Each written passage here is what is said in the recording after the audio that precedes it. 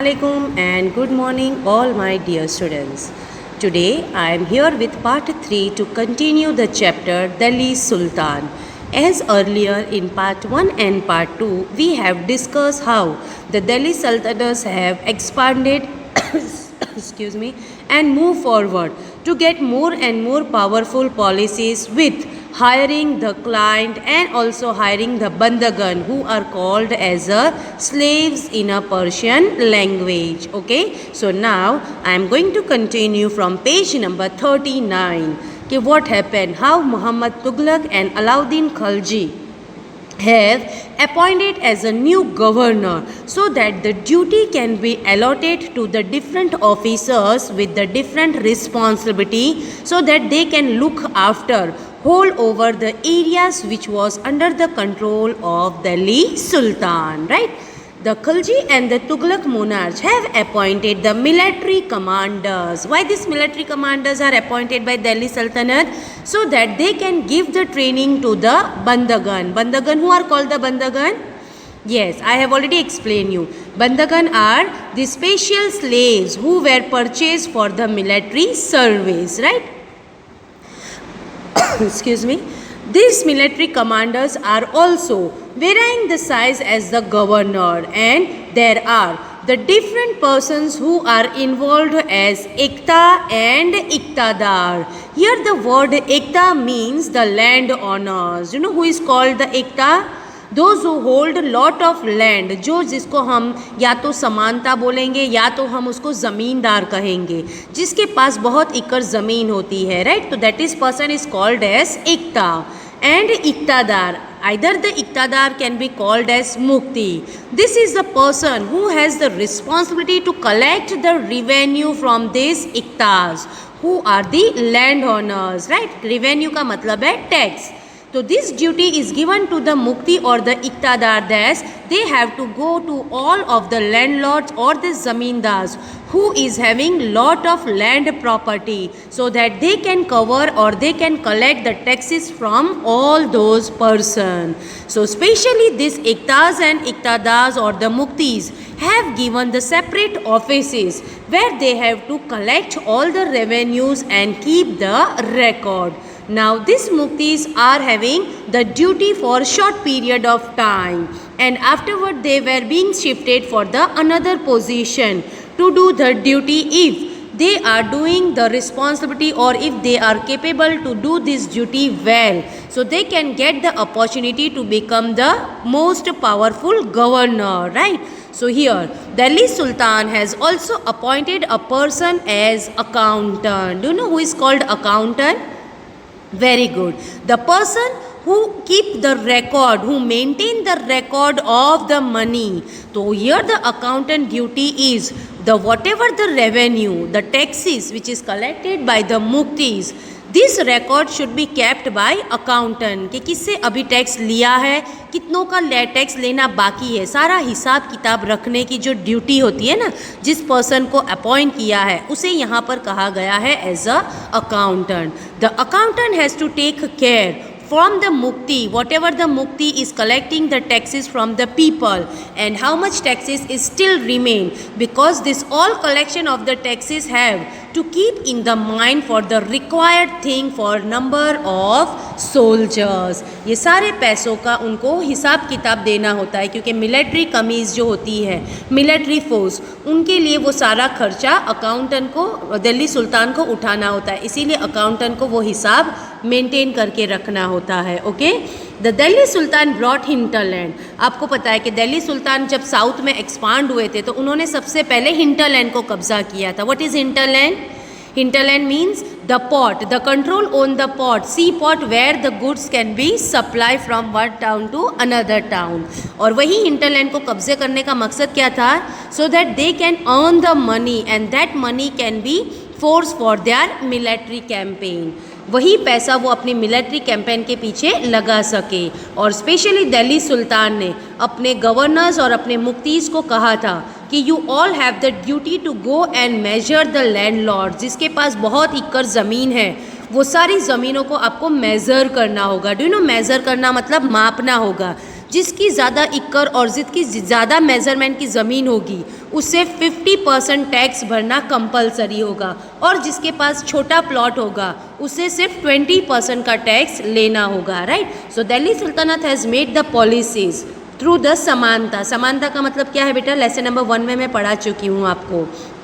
Samantas are called the chieftains or same as landlord. So landlord has to accept this authority that now the Delhi Sultan, that is Alauddin Khalji and Muhammad Tughlaq, has make the revenue more, because that time, right, because of the they have to measure, they have measured the land, and after measuring the land the chieftain has levy tax. Levy tax का मतलब है taxes को बढ़ा देना, क्योंकि पहले कम taxes उनसे लिया जाता था, लेकिन ज़मीन को मेज़र करने के बाद सुल्तान को पता चला कि लैंडलॉर्ड के पास छोटी एकड़ की ज़मीन नहीं है, बहुत बड़ी बड़ी एकड़ की ज़मीन है, जहाँ पर अब उनको कंपलसरी 50% टैक्स भरना ज़रूरी है, right. So now I will explain you, there are 3 types of taxes where the Delhi Sultan has made the policies that it is compulsory for this person to give the taxes. So सबसे पहले दिल्ली सुल्तान किससे tax लेते थे?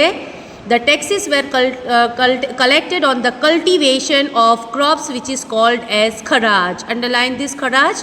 Do you know what is the meaning of cultivation of kharaj? Kharaj का मतलब क्या है बेटा? लगान। लगान मतलब जितना भी फार्मर्स ने जो कल्टीवेशन किया है उसका 50% जो भी प्रोड्यूस कर रहे हैं, या तो वो अनाज देंगे या तो बेचने के बाद 50% उन्हें दिल्ली सुल्तान को देना होगा, राइट। दूसरा टैक्सेस है वो उनको कंपलसरी, जितने भी कैटल्स एनिमल्स उन्होंने ट्रेन किए हैं या रेयर किए हैं, उन कैटल्स एनिमल्स का जो मिल्क प्रोडक्ट वो बेचते हैं, और मिल्क प्रोडक्ट बेचने के बाद वो जितना कमाते हैं, कमाने के बाद उन्हें 50% उतना पैसा दिल्ली सुल्तान को टैक्स वे में देना होगा। और तीसरा टैक्स है हाउसेस, कि जितने भी लोगों ने वहाँ पर उस ज़मीन पर अपना अपना खुद का प्रॉपर्टी हाउसेस क्रिएट किया है, तो उन्हें अपना हाउस टैक्स भी भरना कंपलसरी है। तो इन दिस आर द 3 टाइप्स कि दिल्ली सुल्तान कौन से 3 अलग अलग टैक्सेस को वसूल करते थे, right. And this duty was the muqti who has to go and collect all this taxes, right. It is important to remember the large part of the subcontinent was under the control of Delhi Sultan. आपको पता है कि दिल्ली सुल्तान north में पहले पूरी तरह से control करके बैठे थे। Now slowly the Delhi Sultans are expanding, right? Expire हो रहे हैं, वो आगे बढ़ रहे हैं to the southern part of India where they want to cover the Gangetic Plains. You know what is Gangetic Plain? Gangetic plain का मतलब है द फॉरेस्टेड एरिया, जहाँ पर वो फर्टाइल सॉइल है which is best for cultivation, so that they can have the good production of farming. So the Sultanate have started to clear out all the forest and they want to get a barren land so that they can establish that the agriculture farming. And both the Sultan, that is Muhammad Khalji as Muhammad Tughlaq and Alauddin Khalji, can get a proper control in the area for short duration. Why short duration? उन्हें बहुत कम वहाँ पर ruling करने को मिला था, क्योंकि उनके जो दुश्मन थे, जो मंगोल्स थे, जिसमें मेन रूलर था जंगीज़ खान, उन्होंने उनको चैलेंज किया था कि आप ज़्यादा टाइम पर यहाँ पर कोई कब्ज़ा या कोई कंट्रोलिंग शिप नहीं कर सकते हो, क्योंकि हम तुमसे वो अटैक करने वाले हैं और बहुत जल्दी तुमसे तुम्हारी दिल्ली सल्तनत को सीज़ करने वाले हैं. सीज़ करने वाले का मतलब है छीनना, राइट. सो जंगीज़ खान उनका मेन रूलर था, किनका? मंगोल्स टीम का, जो कहाँ के थे? ईरान के थे. Okay, the Mongols have right given the challenge to Muhammad Tughlaq and Alauddin Khalji, and very soon they have attacked on Delhi Sultanate. बहुत जल्दी उन्होंने अपनी पूरी तैयारी के साथ दिल्ली सुल्तान पे अटैक किया था, जहाँ पर अलाउद्दीन खलजी और मोहम्मद तुगलक को उन्होंने चारों तरफ से घेर लिया था.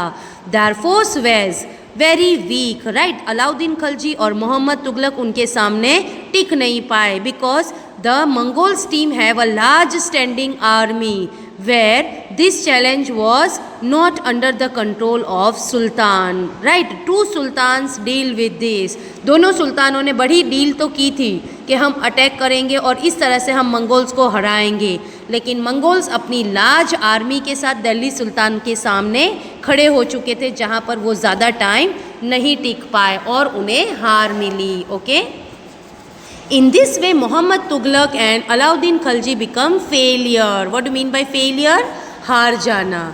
बहुत ही जल्दी दिल्ली सुल्तान और मोहम्मद तुगलक हार गए और ये फर्स्ट टाइम था जहाँ पर दिल्ली सुल्तान को पीछे हटना पड़ा। एंड ऑल प्लान, जो भी अलाउद्दीन खिलजी और मोहम्मद तुगलक ने प्लान किया था, right, this were all captured by the Mongol territory. Mongol territories को उनके सारे प्लान की खबर हो चुकी थी, जहां उन्होंने अंदर इंटरनल और एक्सटर्नल पार्ट में पहरे बिछाकर गैरिसन टाउन को सेटल किया था।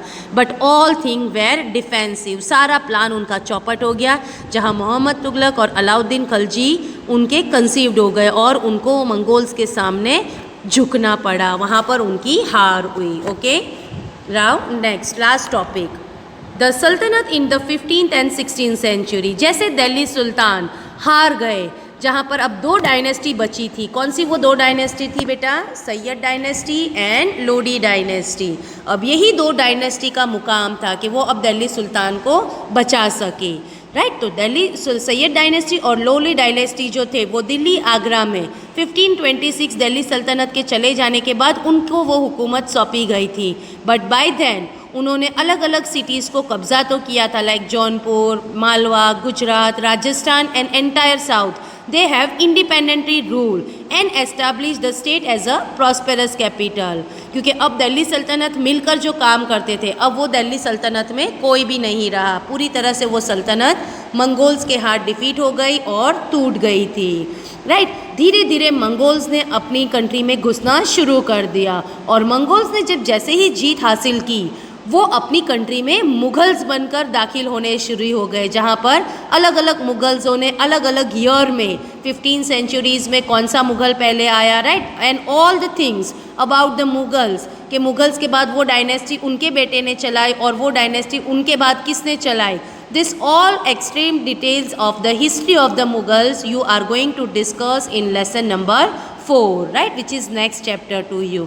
तो यहाँ पर दिल्ली सुल्तान की हार होती है और मुगल्स जो मंगोल्स थे वो जीत जाते हैं और अपने आप को वो मंगोल से मुगल्स बना देते हैं, क्योंकि अब हमारी कंट्री पर मुगलों का राज चलेगा। और हम नेक्स्ट लेसन में देखेंगे कि पहला मुगल कौन आया था और कैसे मुगलों ने अपनी डायनेस्टी को आगे बढ़ाया था, right. So students, I hope this lesson is clear to you.